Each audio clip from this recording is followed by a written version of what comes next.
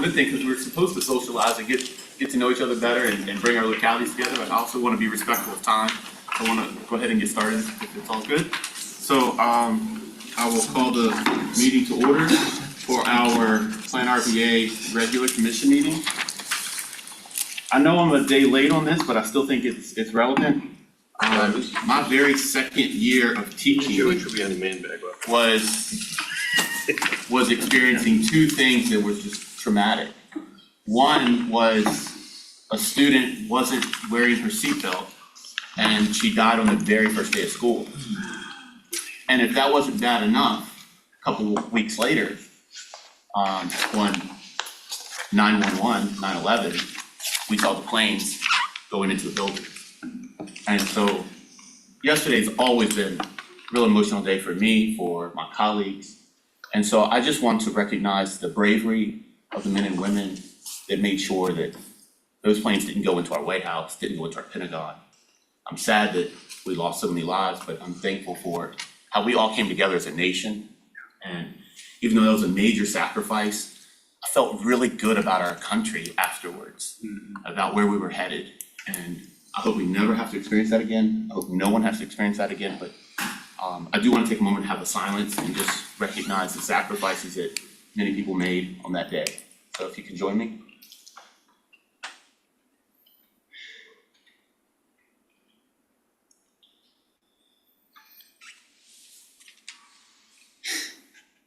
Thank you, and please rise for the Pledge of Allegiance. I pledge allegiance to the flag of the United States of America and to the republic for which it stands, one nation, under God, indivisible, with liberty and justice for all. Thank you. We have welcomes and introductions. I think it's appropriate for us to go around the room and just say hello in your locality. I know we have our tags, but we're still relatively new. There's some new members on this commission, and I just think it's appropriate just to go around. If you want to share more, I'm just going to say, my name is Daniel McGraw. I'm from the town of Ashland, and I'll just go to my left. And we have. Good morning. I'm Martha Schickel, staff executive director here at PlanRVA. My name is Eric Gregory. I'm with the law firm of Hefty, Wiley & Gore here in Richmond, and I'm your legal counsel. Myron Atkins from beautiful Charles City County on the Board of Supervisors. Charlie Waddell from historic Hanover County.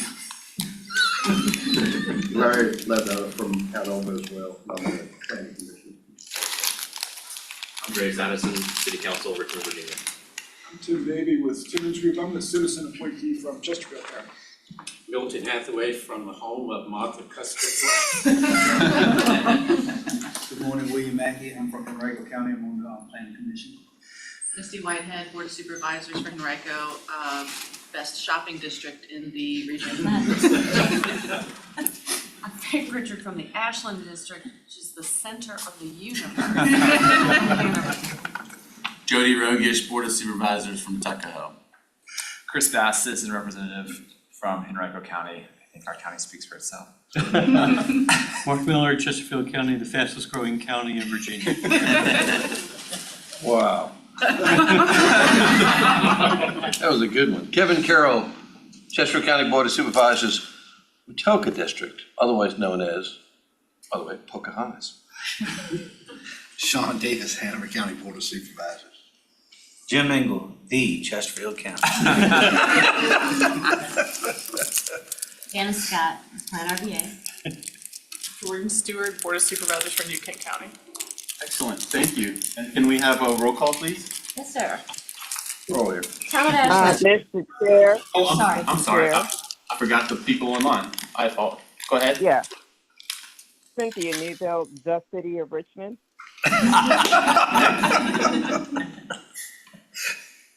Frank Petrosky, Chesterfield County Planning Commission Chair, representing Midlothian.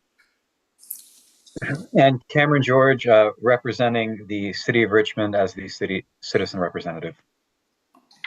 Excellent. Thank you. All right, now we're ready for roll call. Okay. Town of Ashland, Mr. Chambers, Chair McGraw, Present. Mayor Trevette, Charles City County, Mr. Atkins, Present. Mr. Patterson, Chesterfield County, Mr. Carroll, I'm here. Mr. Davy?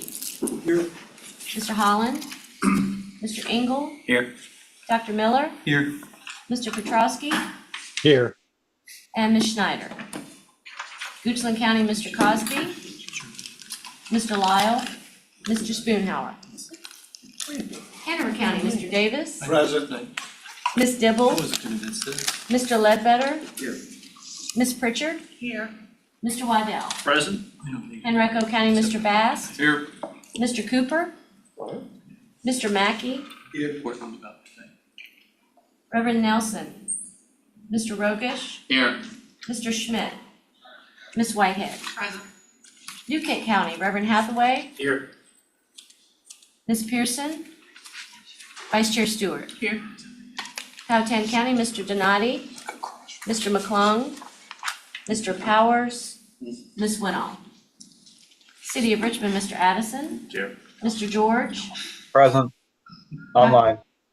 Thank you. Dr. Newbill? Here, audio. Thank you. Mr. Poole? And Ms. Robertson? That concludes the roll call for attendance. We do have a quorum. Thank you. All right, our first action item is to approve members for participating remotely. I've heard from Cynthia Newbell. She has a personal matter of scheduling conflict. I've also heard from Cameron George, also a personal matter of scheduling conflict. Frank Petrowski, can you state your reason for participating remotely? Yes, sir. I just had my roof replaced and they're reinstalling my solar panels today. So I'm also going to be on mute a lot. Excellent. So that's going to also be a personal matter, right? All right. All right. So I've approved the request of these three members to participate remotely. I'll now entertain a motion to confirm that the decision to approve the members' request was in conformance with the PlanRVA policy for remote participation of members, and the voice of the remotely participating members can be heard by all persons at the primary meeting location. So moved. Second. A motion and a second. Any discussion? All in favor, say aye. Aye. Any opposed? Excellent. So you are now confirmed to participate. Is there consideration for any amendments to the agenda as presented? Seeing none, we'll move on to C, public comment time. Is there anyone from the public that would like to speak to PlanRVA now? Is there anyone online? Has there been any requests? No, sir. All right, I'll close public comment time. We'll move on to 1D, approval of August 1, 2024 meetings. Is there a motion to approve the meeting minutes as presented? So moved. Good, we have a motion. Do we have a second? Second. Who was the second? Second. All right, so Mr. Hathaway. Mr. Rogish was the second from Henrico. Any discussion? All in favor? Aye. Any opposed? All right, let's move on to our meeting schedule. On page 12 of your packet, this is our meeting schedule that I hope you've seen before. This has our regular commission and our PlanRVA Executive Commission, and on the back it has our audit and finance and our PlanRVA public outreach and engagement.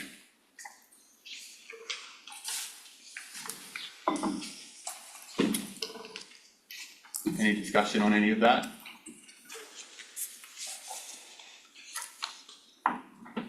Seeing no discussion? Question. Yes. Did we change the finance committee date? Or is that the corrected date? Which date do you mean? October 28th. That is the date that's on your calendar.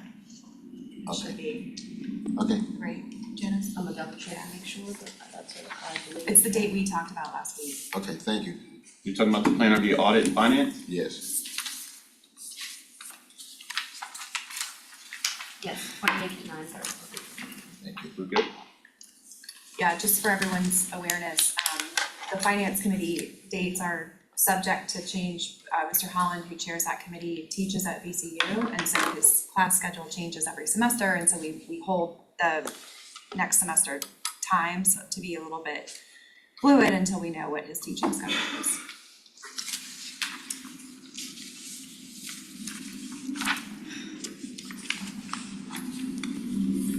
further discussion? Seeing none, do we vote to approve this, or that's just information? All right. So I'll move on to our next item. Our standing committee and other reports. I don't have any report myself, other than what's already here. Unless I should report on our executive, should I report on what we discussed in the meeting? Yeah, so I do want to share, we have at the end of each year, we do an evaluation of our PlanRVA, our executive director. And I just wanted some data actually that was concrete that we could use. So I've asked our executive director to form a survey. It's just 7-question survey that the executive committee members will use to evaluate the PlanRVA in the beginning of the year, and then again at the end of the fiscal year. And so I implore you to meet or discuss with the executive members from your locality to share your opinions about the value or lack of value that you feel the locality is having with PlanRVA, so that we can get an idea of what we as an organization need to do better, and what we're doing well and continue to do well. So that's just a short survey. It's going to just the executive committee because I didn't want to skew the data, or we as a committee didn't want to skew the data and have like one locality have everyone participate and another locality have one. So that is something that's new. I don't think we've done that in the past, but I do want to share that. But beyond that, I don't have any other report to give. Moving on, Ms. Schickel, Executive Director's report. Thank you. So as is customary, we have our listing of the intergovernmental and environmental reviews that have been completed for the last month or so since our August meeting. Those are found beginning on page 14. That's for your review and reference.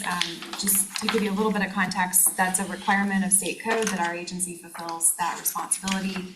An environmental or an intergovernmental review typically involves receipt on our end, and our staff review and process and circulate that among the appropriate staff in each of the 9 jurisdictions, and invite jurisdictions to comment as the instructions are provided. So it could be a 30-day public comment period that localities are invited to respond, or a notice that they come in various forms of invitation to give feedback, but our role is really to be that conduit to circulate the information.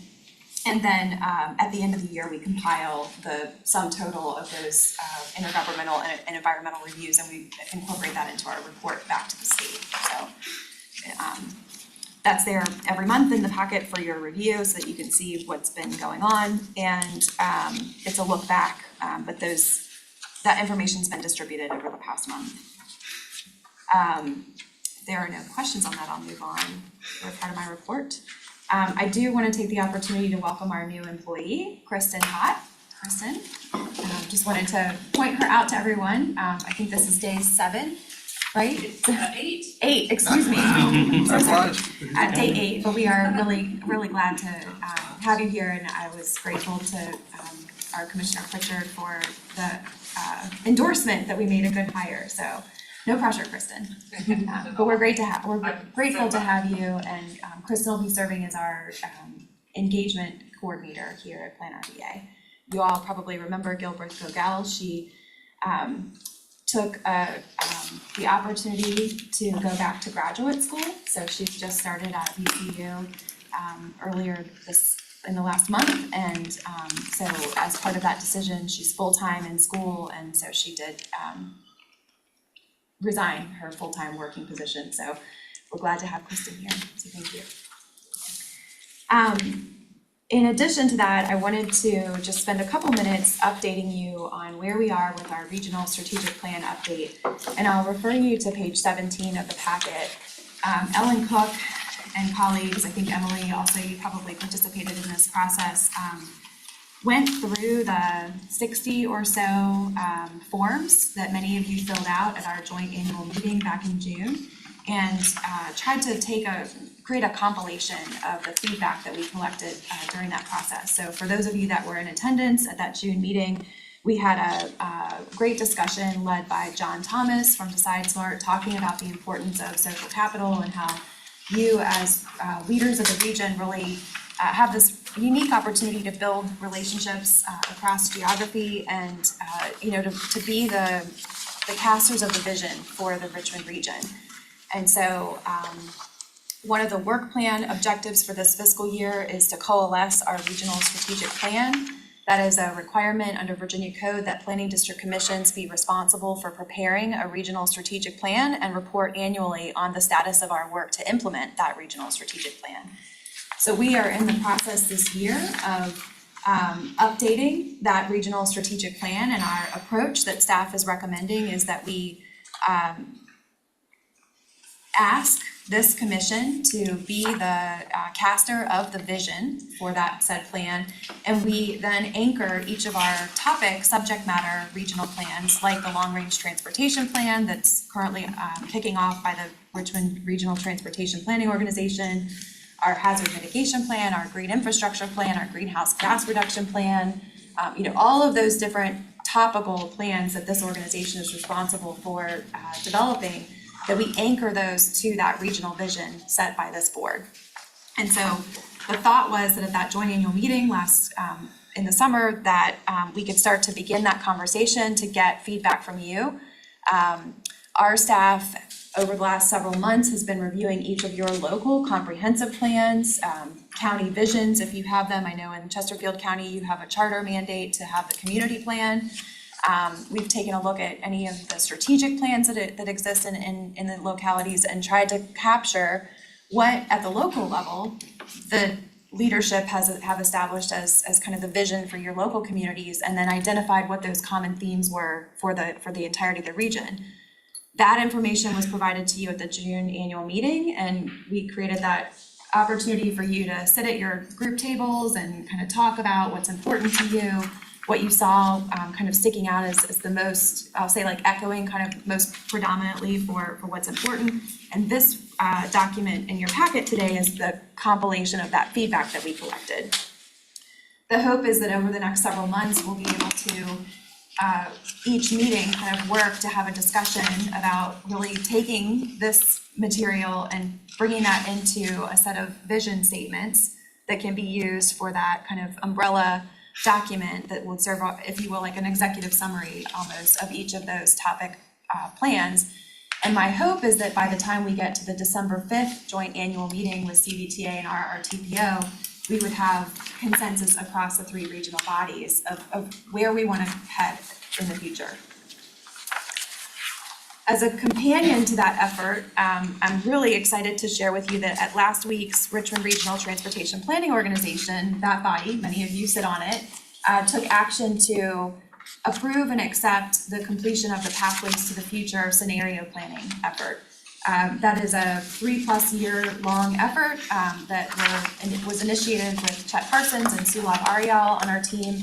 That really is a data-informed approach to be able to identify the possible scenarios, alternative scenarios of the future, if you will, and to identify what drivers of change might be occurring over the next 50 years and what disruptors of, ideal situations. And so that scenario planning effort yielded a set of alternative future scenarios that we can think about as we plan for the future. This is really exciting, and I would say kind of a landmark approach to planning. Historically, communities have taken a fixed point in the future based on past data and said, okay, this is where we've been, so based on that, we're gonna extrapolate and we're gonna go forward on that path. The scenario planning approach that we've taken this cycle is to say, the future is unknown. There are many different things that could happen that could set off a series of reactions that would take us into alternative futures. And it's a good idea, a best practice, to be prepared for many of those scenarios so that we can anticipate the more likely ways that our community might evolve and grow over time. So that Pathways to the Future process, I think, really sets the foundation for how we can think about the future and become much more nimble and responsive to really anything that comes our way. This is timely because we've all, can point back to, say, the pandemic as a unexpected driver of change in our community, and there are lessons that we have learned from that process that we take into the future, and the good that came out of many of the difficulties and hardship that we experienced then is kind of an example of the type of thing that, you know, we're trying to better anticipate for the future. So again, the hope is that that investment that we made over the last 3.5 years for Pathways to the Future will now serve as the basis for how we think about regional planning going forward. So our hope is that we will continue the banner, the brand, if you will, of Pathways to the Future as our regional strategic plan, and continue to engage this group in setting that vision for how we would be responsive to that future. So I'm testing this with you all today to see if that feels comfortable to you. And my hope is that over the next series of months in this fiscal year, but going forward, we can shift our approach. And I think Dr. McGraw and I have talked about this a bit, that really, rather than coming to you at the end of a planning process and asking you to adopt and accept a plan as approved, we want to engage you much earlier in the process to really cast that vision and then provide updates along the way about how that's going, but you know, position this board to be much more in the driver's seat instead of in the reactionary responsive seat on thinking about what those factors in your community are and how we should be most responsive to them. Okay. Sounds great. Okay. So we've been talking a lot, kind of just thinking about topics for the future, and that's kind of why the agendas are going to be developed the way that we are looking at them for this fiscal year. Any comments? Yes, Mr. Chair. First, I thought the exercise that we did was very helpful. But I'm curious as to how we would be able to calculate some of these factors that are unknown quantities right now. What I mean by that is, you know, what changes, for example, traffic patterns, right? We'll talk about that for a second. So we have in all of our jurisdictions, you know, we're currently pursuing economic development, economic growth, right? So we bring a Lego plan in or an Amazon plan in or a big corporation like that. Once it comes out of the ground, it changes traffic patterns. It also changes the amount of people that need to live in the area. We all have, outside of those economic development opportunities, that we all have comprehensive plans that we're working. And quite frankly, you know, at least our experience here is, although we put things in the comprehensive plan, every day someone's coming forward with a conditional use permit, which is somewhat of a change to what's actually sometimes recommended for that. And so there's a lot of variables, a lot of factors that I just see are going to be very difficult to calculate for this. So I'm curious as to how they would tackle that, because each jurisdiction, you know, for example, when we widen 64, as that comes out of the ground, we know that New Kent's going to get a new Buc-ee's, which is going to become the attraction in Central Virginia. And so that's going to change the dynamic in New Kent. And it may affect Charles City County as well, with something that we have no idea right now, because all of a sudden this becomes an attraction in that area and then everybody wants to live there or work there. So it's just an interesting concept. But I don't know how we'll be able to manage all of the unknowns to actually have any type of accurate prediction. That's just my thoughts on that. As an incrementalist, I will say, I don't think that we are necessarily endeavoring to be able to quantify all of those things. I think what we are attempting to do is not be blind to the fact that there are those variables. And so. I'm not against it, yeah, I'm just, it's a heavy task. I think you are absolutely right. And so it's important to name that we can't predict all of the impacts of these things, but our hope is that the planning can be better because we're acknowledging that we have unknown variables instead of assuming that the universe is fixed and all things will be exactly as we plan them. Will you be seeking information, Mr. Chair, will you be seeking information from each jurisdiction, for example, on, I mean, we already know we share information on what our transportation issues are. But how about economic development information or even residential development? For instance, you know, right now, I think in Chesterfield County, we have 113 or so zoning cases that are sitting waiting to go through Planning Commission and to the board. And I think that information actually would be helpful for y'all quite frankly, to kind of look at that as you're looking down the road. And it may be helpful to get it from all of us. Absolutely. So through our networks, I mean, you're spot on. We have a really formalized structure when we talk about transportation planning. But as part of our work to forecast the future, we're in constant communication with your locality staff and in conversation with many of our jurisdictions right now about how do we understand what's in the pipeline, whether it's housing unit production or other types of forecasting that your localities are doing so that we can better understand that. We're willing to help. Thank you. That's part of Thank you. what I know I wanted to. you guys have a great data team, so it is important that we're in that coordination with you. I just want to point that out. Thanks. Mr. Chair, Yes.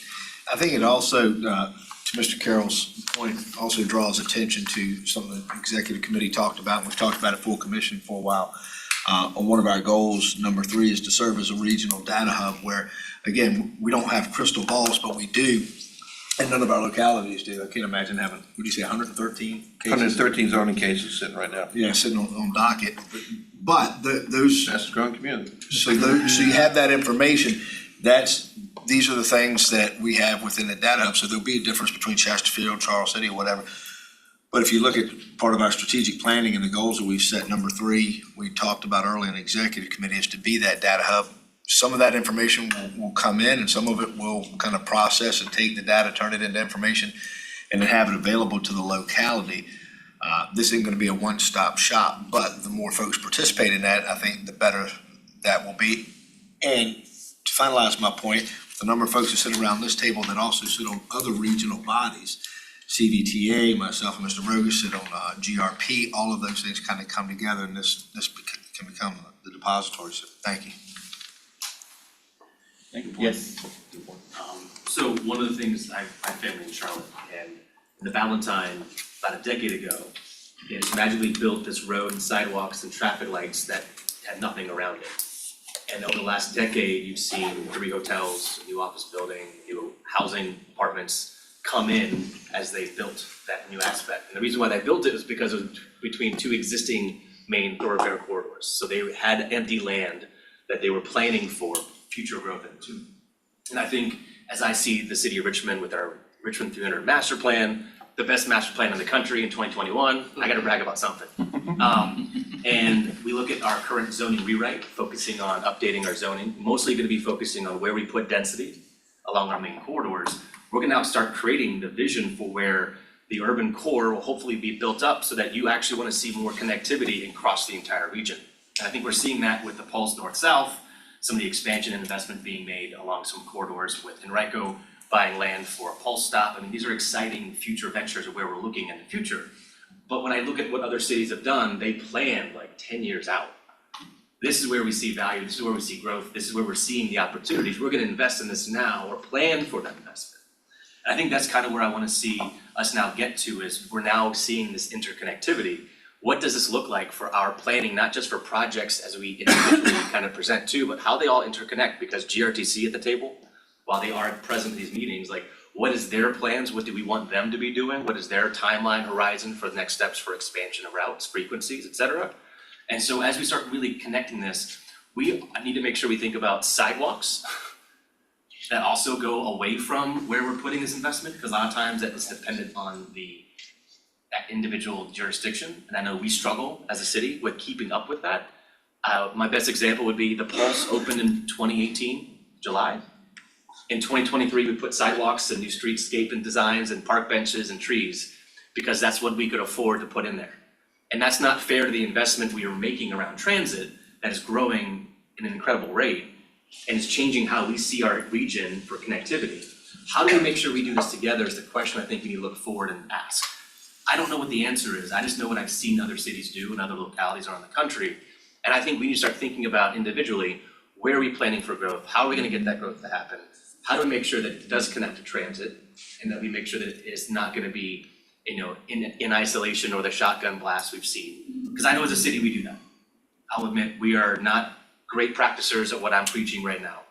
But I do know that we need to find ways to connect where we wanna put affordable housing, what type of affordable housing on access so we don't need cars, we can get them to and from work.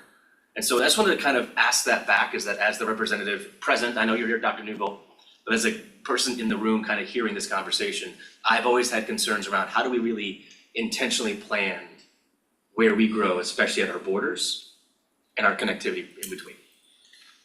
Mr. Chairman. Yes. So to that question, I mean, I think PlanRVA's role is clearly to be able to provide information to the member localities. It's not a regional decision maker on individual cases and initiatives and plans within a jurisdiction. However, you look at CVTA, which is built differently. I think we can all understand that. There's information that comes out of PlanRVA that serves CVTA. There's information that comes out of PlanRVA that serves GRP. It was never thought of to be a regional policy-making body that would have direct impact and nuclear impact to a specific zoning case or a specific road connector within a community, but to give information that would help folks make that decision. So if, for example, Hanover County needed some information that was housed at PlanRVA at a level that maybe the city didn't need, then the city just wouldn't get that information. But there's a buffet of information here. But the idea was never to make this this depository a decision-making or policy board for individual decisions inside a member jurisdiction. So it's a support network. It's there to provide any support and resources that are appropriate. However, it's not there to make those individual decisions within that jurisdiction. So I don't know if that answers the question. It's just something I wanted to bring up to make sure that that role was defined. Yes. Mr. Chair. Both great points on both sides, actually, and what I would say is, along the lines of what my colleague just said and my other colleague, is what I would find to be helpful for me, quite frankly, and probably Mark too, for example, and even Jim, because both of their districts border the city of Richmond as an example. I don't know what Richmond's doing. I have no clue. I can't tell you what zoning cases they're working on. I can't tell you what projects they're working on. I can't tell you what they're working on the other side of the Chippendale Parkway from what we're doing on a redevelopment on Spring Line and 60. Be nice to know. It would be nice to let them know, to say, hey, by the way, this is what we're doing in case you guys want to work on something on your side of the shop. So that's what I think is the advantage of having the central depository here of information for us all to be able to look at in a click and be able to say, hey, Mark, what are you doing there? Or Jim, what are you doing there? So I think it's got a lot of benefits to it. And as from an informational sharing standpoint, which could help us, quite frankly, perhaps in the future, if someone comes forward with a project and say, well, I understand what you want to do there. However, we know adjacent to this right here, there's something else being planned. And right now, I can't tell you that. It's a good point. A lot of extra work for you, I guess. I don't know. Anything else to discuss on this? Yes. Well, looking at some of the responses, and I'm impressed with sort of the consensus for some of the answers, infrastructure being the most, and housing diversity being the least, and deserves immediate short-term attention. Again, infrastructure. Long-range planning, I think we need to be mindful of, or have an emphasis on transit-oriented development, transit-oriented redevelopment in our look at the future, because I think transportation affordable and enhancing transportation options to make opportunities available at all economic levels into the future in neighborhoods is going to be key.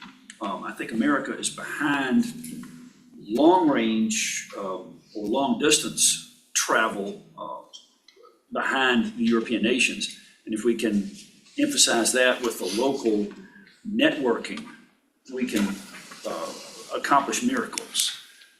So it's an interesting concept of the transit-oriented development. I've seen that in Northern Virginia, but down here, as we bring transportation networks like the Pulse and others, target a stagnant area And in 10 or 15 years, that would be like Richmond's West End, like Henrico's West End.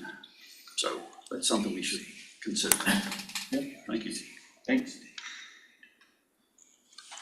Anyone else, discussion or question? I wanna build on that for a second. Yeah. And just make the point that I really love what you said, especially there on the TOD. And Henrico's West End is an interesting example of sort of to what Mr. Addison was saying, because these things, to Mr. Davis's point, right, like we don't wanna tell individual localities what to do, but if we've got some goals and some plans and we've tried to align it as best we can, and we have an idea of, for example, in Henrico, what is GRTC thinking? What's the long-term plan look like? You know, you look at Henrico's West End and you look sort of past Short Pump a little bit as we get close to Goochland. We've had a lot of housing come up there, right? It also happens to be the end of the line for GRTC. There's a little turnaround there. There's a great spot there that would be an awesome transit center, for example. Because maybe in the future we need more of a transit hub rather than just being the end of the line. And so having that knowledge and ability to, as a region, look towards the future and imagine what that sort of pathway looks like to more TOD, to account for the fact that we've got a bunch of multi-unit dwellings coming in this place where there has historically been just single-family homes. How are we going to provide them access to get where they want to go without a car is going to be really important. So I'm glad you made that point. Good, very healthy discussion, I appreciate it. Online, any commissioners wanna speak up on that? Yeah, I'd like to jump in based on what the previous two commissioners said. I think it makes a lot of sense to think about how we can further bolster the transportation networks and remove reliance on automobiles as much as possible, right? I mean, if you think about what a car represents, it does represent freedom, but also it's an incredibly inefficient machine for moving people through our communities. Typically, it's one person per car. These cars are getting larger and larger. It damages infrastructure over time, contributes to greenhouse gases. And again, if it's only one person per car, I think we can find a more efficient way to do that. People are not willingly going to leave their vehicles unless we, as a community, give them other options that are viable to get to where they need to be. So that's all I wanted to say. Thank you. Anyone else online? All right, that's healthy discussion, I appreciate that. I'd like to move on to our next item, which is partner reports. Ms. Schickel? Thank you. Just call attention to your digital copy of the agenda has a link to our most recent newsletter that was released that highlights our various activities that are happening. We have themed it this year to be focused on how we're advancing our regional strategic plan. So the projects that PlanRVA is leading, and oftentimes in that newsletter we have sort of short briefings on activities and projects, and then links to our blog on our website that have kind of more detailed or longer form reports. Reports isn't the right word. Longer form updates on various projects. So we're hoping that that is a useful resource for you as you go back to your local boards and commissions to be able to share information, but also it's designed to be kind of an update for our partner organizations and the community at large. So just wanted to remind you of that. I know Mr. Parsons is here. We have a copy of the CVTA monthly report. I don't know, Chad, if you have anything specific you want to call out, but that is in the packet for your reference, as well as reports from both the Emergency Management Alliance and the TPO. So yeah, no updates from Mr. Parsons. And I know Chair Davis will also keep us up to date on any important matters there. So with that, do you want to do a special program? Oh, thank you, Janice, I apologize. Yeah, at your table, I'll call your attention to two things that's been handed out for everyone. You've got the large sheet there that has the giant QR code on it. That is the link that if you want to use it on your smart device right now, we welcome you to do that to register for the October 3rd port tour. The Port of Virginia is hosting us. We will be traveling thanks to GRTC to Hampton Roads on the morning of October 3rd. They have set up just a phenomenal agenda for us to be able to hear from leadership from the Port of Virginia. And we're going to be boarding a boat as a group to navigate the waters and really be able to see the port facilities from the waterway vantage point, which I think is just really exciting. But give everybody kind of a unique look at how port facilities have been evolving in Hampton Roads over the last several years. And then we will return to Richmond and be able to have an on-site tour visit of the Port of Richmond. And many of you who have been around this table for a long time are aware of the significant investment that this community, this region has made to be able to make the twice daily barge service back and forth between the ports in Hampton Roads and here. But it's been frankly a game changer for how we can think about logistics, and many of you have been a big part of that transition for the region. But everything that you just talked about, eliminating traffic on 64, but also being able to create really this logistics hub and creating global competition. I mean, we are one of the, I think, the best performing port system on the Eastern Seaboard. And many of you know that story better than I, but it's been just really exciting to see how that has changed and evolved. So we're grateful for that opportunity to tour the facilities and come together. The TPO is hosting this event, if you will, but commissioners are invited as well as the members of the CBTA to join in that activity. The second handout that we have is a link most specifically for our rural communities, but we are conducting at the request of the jurisdictions a rural transportation analysis to be able to understand the current and future needs in our rural communities related to transportation.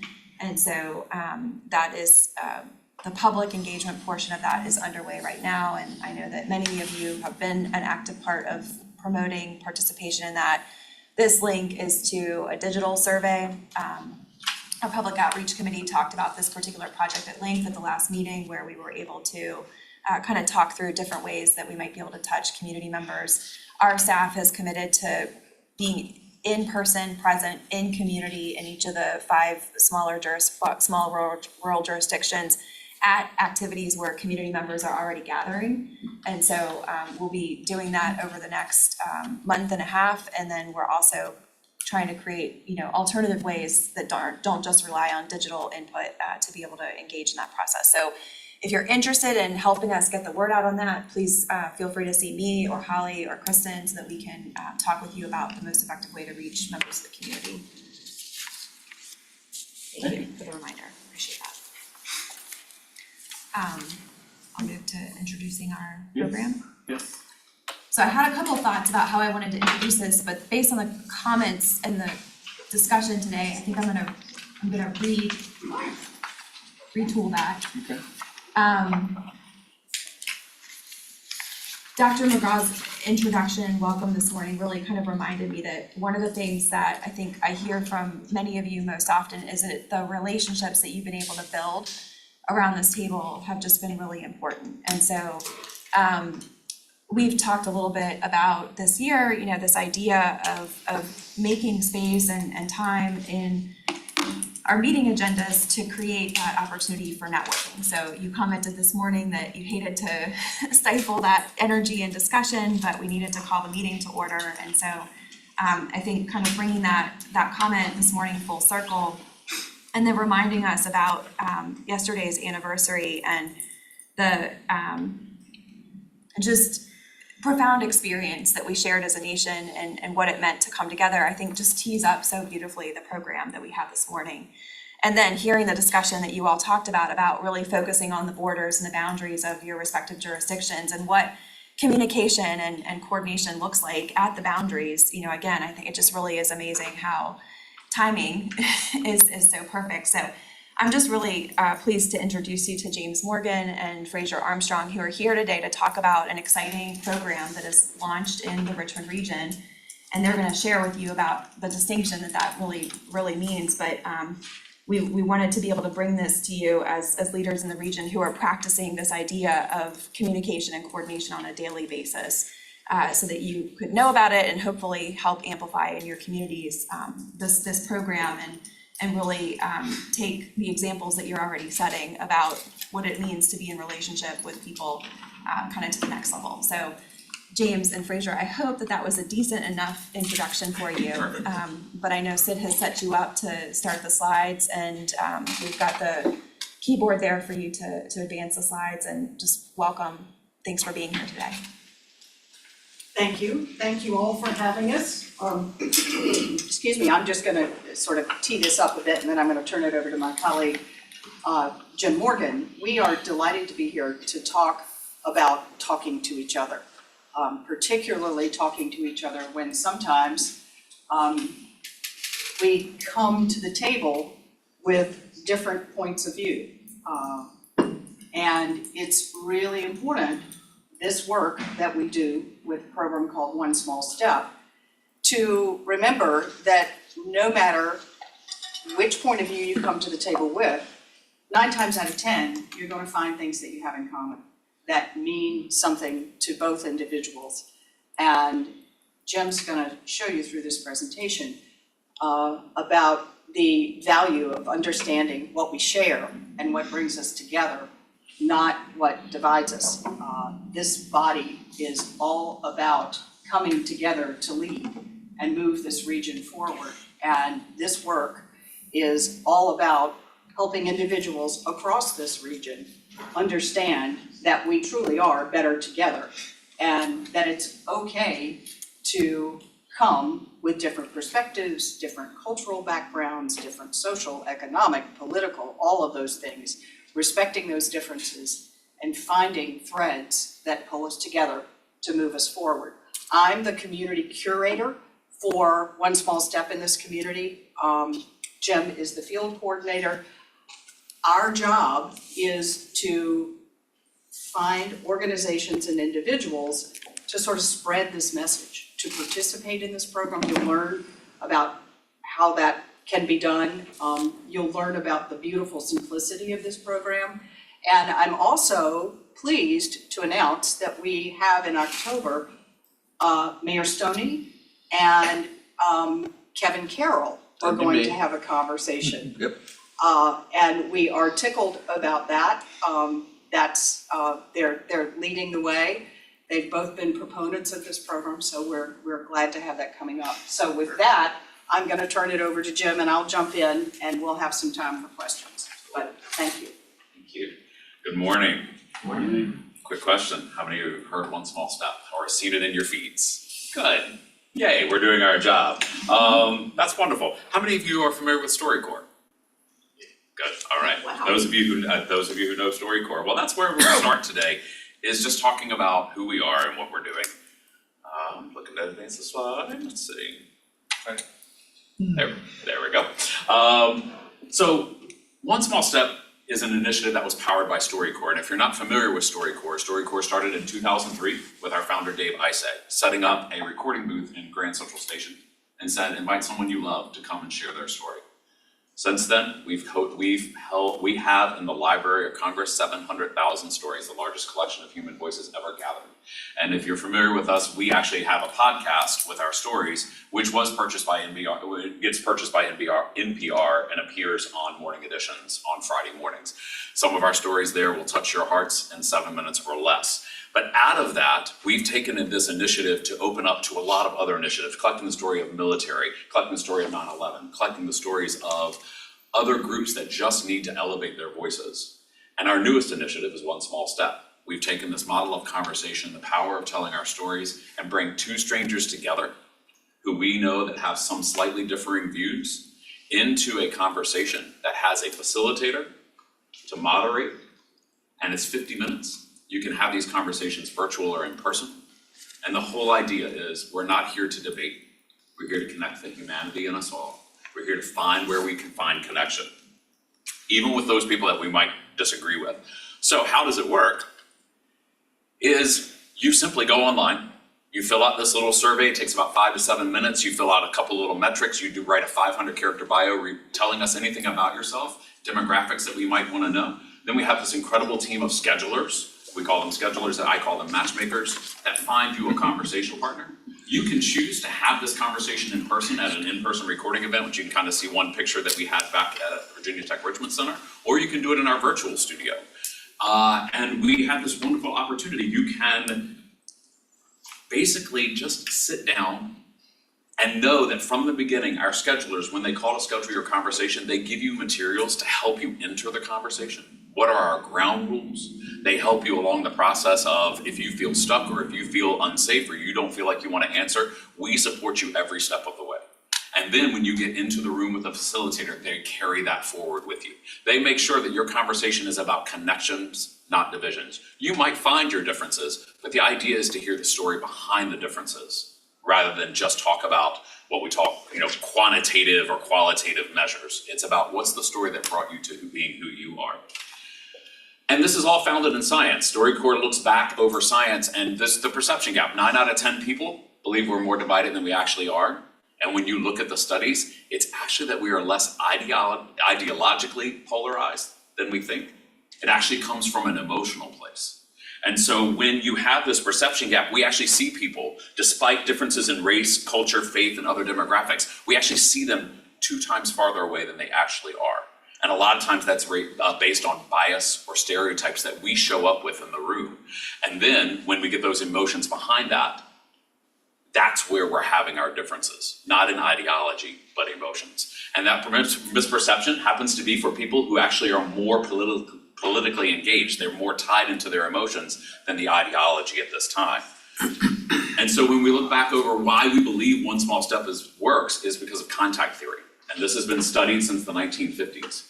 And the idea is that this strategy of just putting 2 people in a space together to have a conversation is going to reduce anxiety and bias. It's going to increase the ability to empathize and take the perspective of someone else.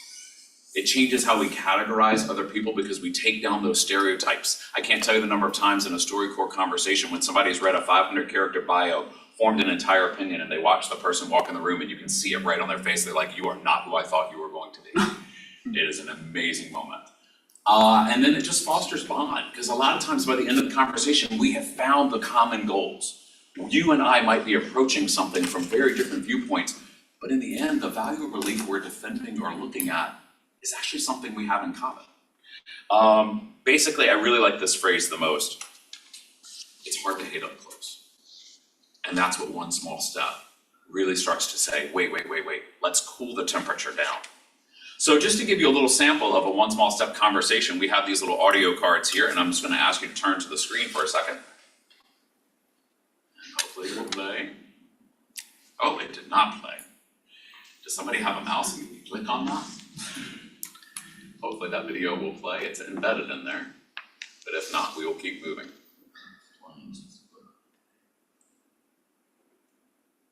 It opened up a new link. All right, so that is a YouTube video then. Is there a way to switch to that? Thank you so much. Thanks, Sid, our guru. Text it. Take it over.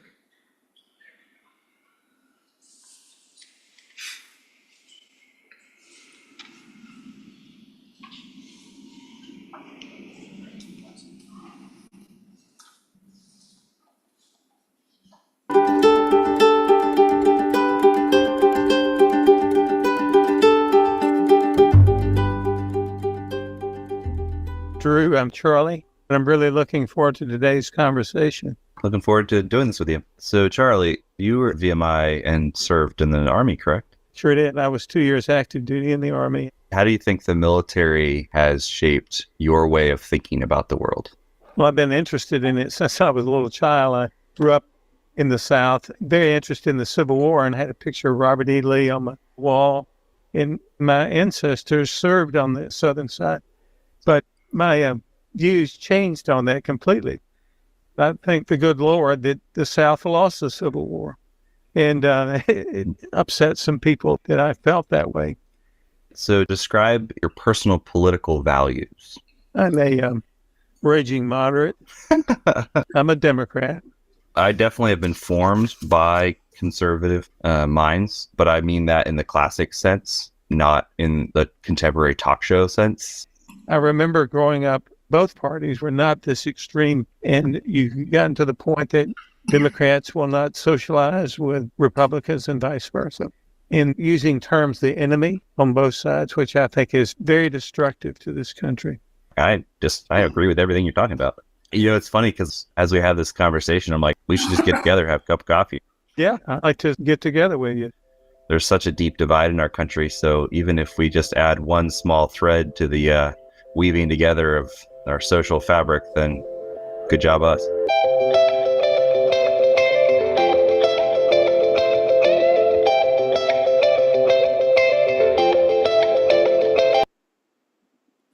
So I'm not sure if those two actually got together afterwards, but I can tell you the number of people we've had walk out of a conversation and continue to get together after that. It is really a powerful thing. And I wish I had more time. I could tell you a million stories, but these two have been pretty much really wonderful legacies for us because we can see the bridging difference from there. And, you know, when it comes down to a favorite phrase that Dave Isay uses, and I love it, is if we stop talking, democracy dies.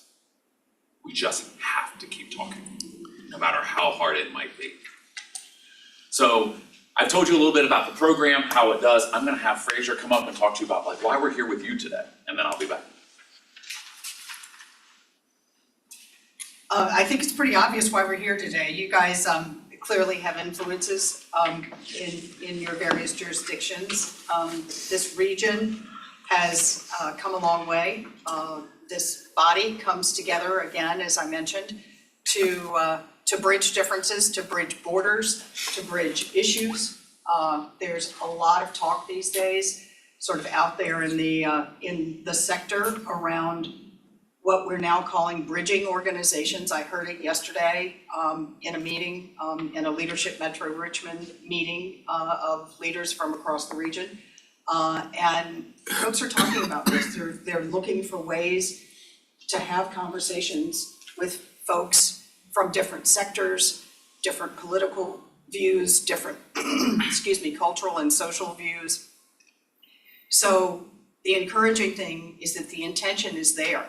And it really is an honor to be here today in front of this body because of who you are and the work you do. And one of the reasons that we're here is that we hope you will take what you hear today, think about it. You have the opportunity. We'll make it very easy for you to sign up to have a conversation of your own. But think about places in your jurisdictions, in the region, your affiliations, your connections, your constituencies that might want to know about this work. This really is, it is a grassroots, spread the word, have the conversations kinds of initiatives. There is a magic to this. Jim mentioned it earlier. When you see two people who come in to a room, don't know each other, clearly have formed some assumptions, go in and have a conversation, and when they come out, that's where the magic happens. And you just know that little bit, that 50-minute conversation has the ability to build and ripple, and you all know that. That's the work you do. So that's really one of the reasons we're here today. I thank Martha very much for inviting us. She's been a champion of this program since early on, and it is our pleasure to share this. I do want to mention, next week we are having 3 days of in-person conversations with the Leadership Metro group, which is leaders from across this region, as you know. And we had 80 people sign up almost immediately. So it's we're making progress, and we appreciate your role in helping us continue this work. So I'll turn it back over to Jim. So we're excited to be in front of you today, and just to give you a little bit of an update, we've been featured on CBS's Eye on America recently twice, one of those featured in Richmond. We've also been on BPM's Focal Point. We've served over 4,000 nationwide participants. We've had a wonderful op-ed piece featured in Richmond Times Dispatch between Greta Harris and Mackenzie Babachenko, who sit on very opposite sides, but worked together across the lines of the voting redistricting. So we're just touching, and we're trying to get in there just to say, we can be better. We can do better. And what I love is that Richmond is a model community. We have 3 model communities where we actually have on-the-ground people like myself. The other location is Wichita, Kansas, and Columbus, Georgia. Richmond's been the longest. We've been here the longest, and people ask, well, why did you choose Richmond? And I think it's very, very easy. We've had a significant growth in our community. I'm a native, 53 years here, and we've grown a lot. And I think that we can see the demographic diversity of how it's changed our city, how it's shaping our city in beautiful ways. We also know that we've been spending a long time reconciling with history, sometimes very much on a national stage. And then, of course, I call it politically purple. We keep running this politically purple line, and that makes a program like this, because you can see that we're doing the work. And so this made us the prime community to have this. And now we've actually had, I'm very excited, over 500 Richmond conversations, and we're very close to getting to 600. So I'm looking forward to updating that number in my slide presentation. And these are some of the partners that we've worked with just in the last year that I've been around. And this is just a sampling. We've got a few more people, and we've got some people in the book. We're already kind of looking into 2025. One of the ones that I want to highlight for you is the Little Green Dragon Maggie Walker Governor School. Wendy DeGroat over there is doing an amazing program that I could spend an hour telling you about, working with high schoolers in the program. But we work with a variety. We work with churches. We work through anyone. And that's what we're asking you today, is to consider anyone in your region that may want to have a conversation with us about partnering and creating a recording event, or just getting participants to sign up for this program. There's no cost for participants to participate in this. We are doing this work.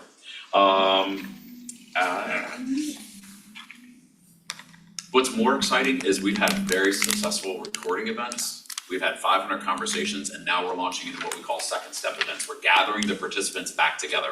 We had 35 people at a coffee and conversations at the Library of Virginia. We've had a Mending Walls mural tour where we took 25 people with Hamilton glass around on the murals, and we are also talking about, and we're also working with them potentially to create a new mural centered around One Small Step conversations. We also are now partnered with Befriend, who does amazing work creating opportunities to gather back together. We had what we call a walk and talk at the University of Richmond Eco Corridor, where we had about 20 participants come back together and just continue their conversations.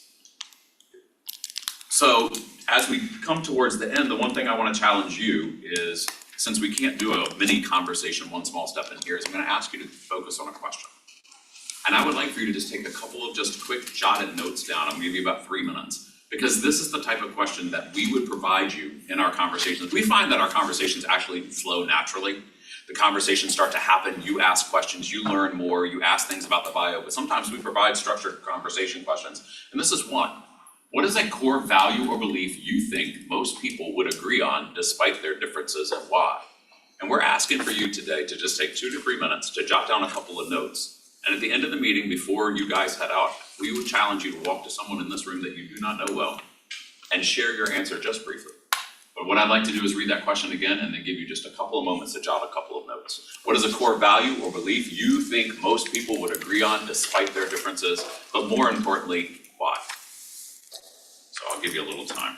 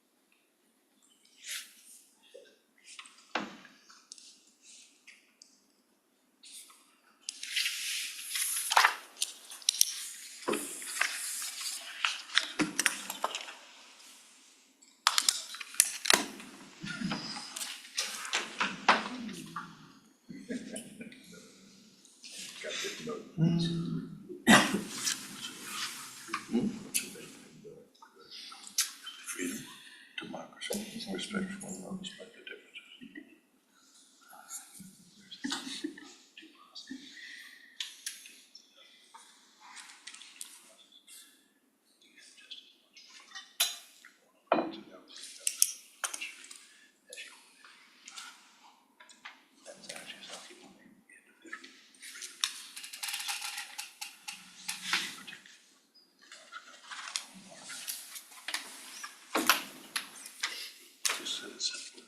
It's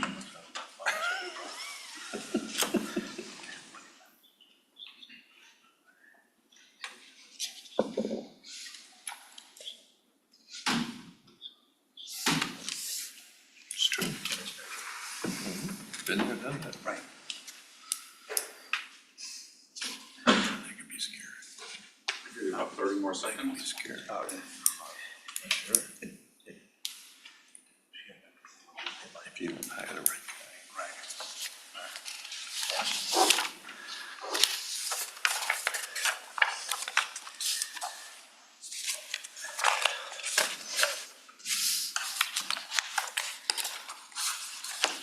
What I find interesting is that I've had this question come up a couple of times in the presentation, and when I write something down, how it changes. I always try to challenge myself with this question, and today's was an interesting one, and it's really funny because it has its own backstory. And I'm paying very much attention to that, and that's one little thing that I will tell you is when you're sitting in a room and having a conversation, telling your story, you'll hear more about what you believe and why you believe it. It's not what you hear from another person. Oftentimes, I will tell you, I watch people register their own stories and go, oh, that's where that comes from, okay. So, we're gonna land this plane for you. You've been in a meeting for a little bit. I just wanna tell you that as soon as this meeting is over, you have opportunities to participate. You're gonna get a follow-up email that gives you a link, and what we're gonna ask you to do, I'm gonna, if you would like to take some information back to other people, they are welcome to use these little bookmarks. I have plenty of these if you'd like to take them somewhere with you, and they have a link to the Richmond group. However, I'm going to encourage you to use the link in the email that we'll be sending you, or this QR code to sign up to participate. It is a special link that puts you in a specific pool so that I can prioritize you, because if you sign up, I want you, or anyone you know, friends, family, give them the PlanRVA link so that we can try to prioritize you to have one of these conversations. Second of all, if you know of an organization, a person, someone that we need to talk to bring this work to, please, my email will be in that communication. Send them my way. I would love to have a conversation to create more opportunities, to get more conversations on the book and continue the work that we're doing. Finally, but last but not least, as always, look us up on One Small Step Richmond on social media, follow us, see what's going on, follow us on all the things that we're doing even into the end of this year. So as I said, I have swag. Another interesting thing that you might want to take with you today is we've created now conversation cards. So as we head into the holidays, which are always challenging around the table, we have conversation cards that says, let's do this. It has some ground rule cards to tell you how to have a good conversation. We have ones to say, let's start the conversation, let's have it. We have a closing thing, and it has it's kind of like Cards Against Humanity, but not. A little more important and a little more appropriate, I guess. But if you like a deck of cards, I have plenty of those, or if you know a teacher in your life that could integrate these into a classroom setting, please let me know. And want to make sure that I have contacted everything. Potential partners signing up, and then just asking you again right before you leave the room today to share what you wrote down on the paper, even if it's just 30 seconds with someone that you don't know. Fraser, do I have anything else? No, questions? Questions? Thank you. Any comments, thoughts? Thank you, we appreciate appreciate the time. Does anyone have any questions? I don't have any questions, I just have a comment, like I'm amazed you don't have people knocking your door. I would do this every week, just. I will tell you the momentum is definitely building. It's definitely building. And it's very exciting, but we still need to reach into the community and the region. We need to get out there, and you are representatives of some of the regions that are listed on this wall that we need to get into. And so I'm really asking and even challenging you, please help, even just connections. I can see it being easy to get responses from people like us that like and welcome, being able to tell our story. I can see how the challenge might be getting buy-in, or, people who are not used to having their voice heard or used to feeling like people care about how they think, and those are the voices that we most need to participate. I thank you for doing my job. Without saying it, yes, those are the people we need. Yes. Have you thought about an app? I was recently introduced to an app for couples called Gotten Cards. But there's one section that's just open-ended questions, like where do you see yourself in 5 years? And what are your goals for the next 3 years of your life? And the cards thing seems like a really easy. So we are in the middle, as I said, this is, as we're working our way through this, we keep developing. So we do have a DIY program. That's kind of what some of the schools use. We kind of go in and help, but they use a DIY. We have the StoryCorps app, which actually has a place that you could have your own one small step conversation online. And I know that there's a full revamp happening right now where I think they're actually going to be integrating these questions. So if you're doing it, because sometimes you can choose to have a conversation without a facilitator. If you have a facilitator, our facilitators are popping the questions in the chat while they're sitting there with you to help you along if they feel like you need support. So yes, all of that is kind of like we're going back in and retooling. Now that we've kind of got our feet on the ground, we're kind of going back into retooling. But yes, thank you. I will actually take that back up to the pipeline to make sure that that's something they're thinking about. Mr. Miller? Yeah, just real quick, I'm trained as a psychologist, so forgive me for saying this, but what you guys are going after, I love. And when I'm sitting with clients, I always say the same thing. The miracle is in the talking.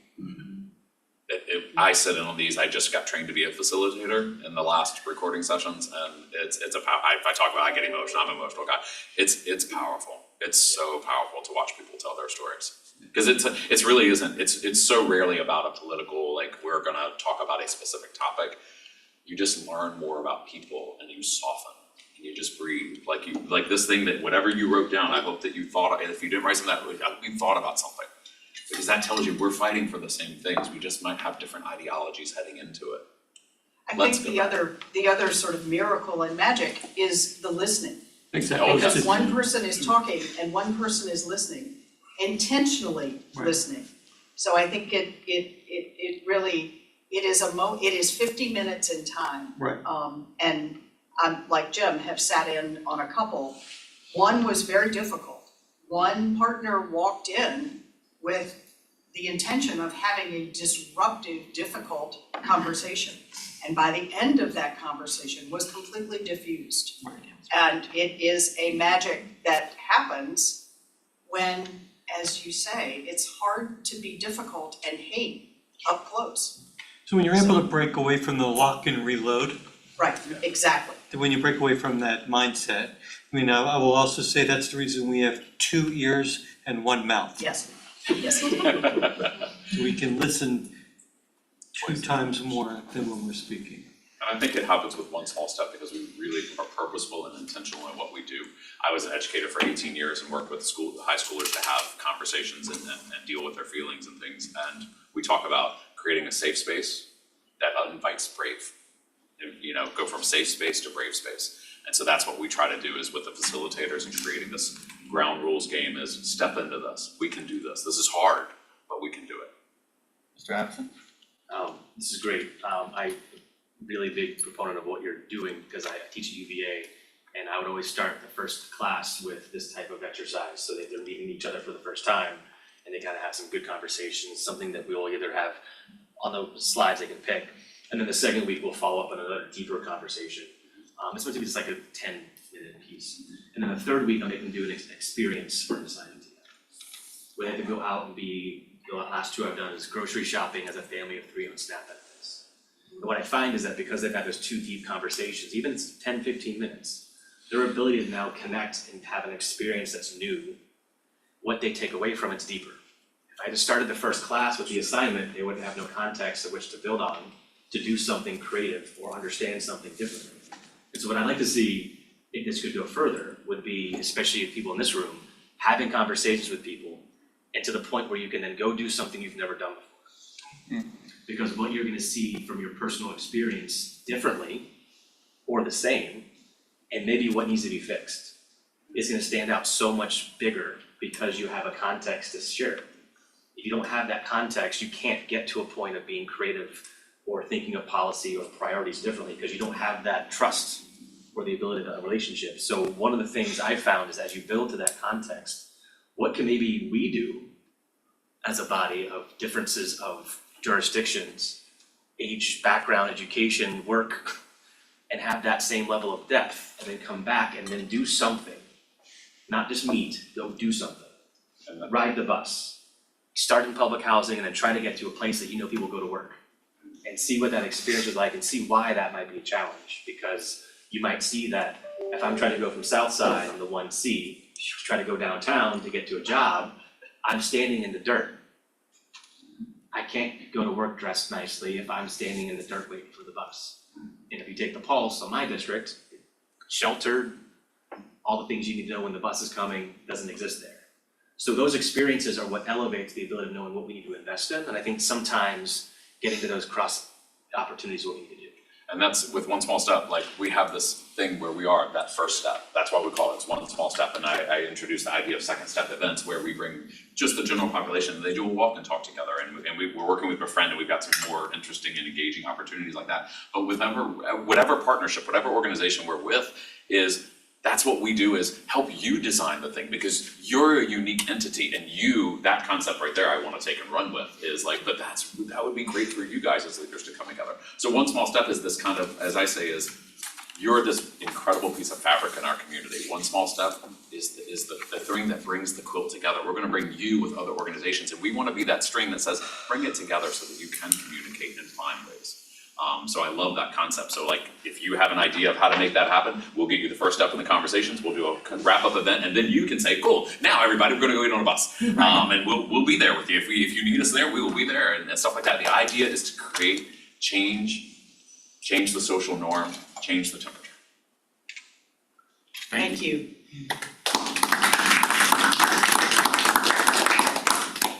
That's fascinating, I appreciate that. It's great discussions too. Anything new to come before us? Without anything new?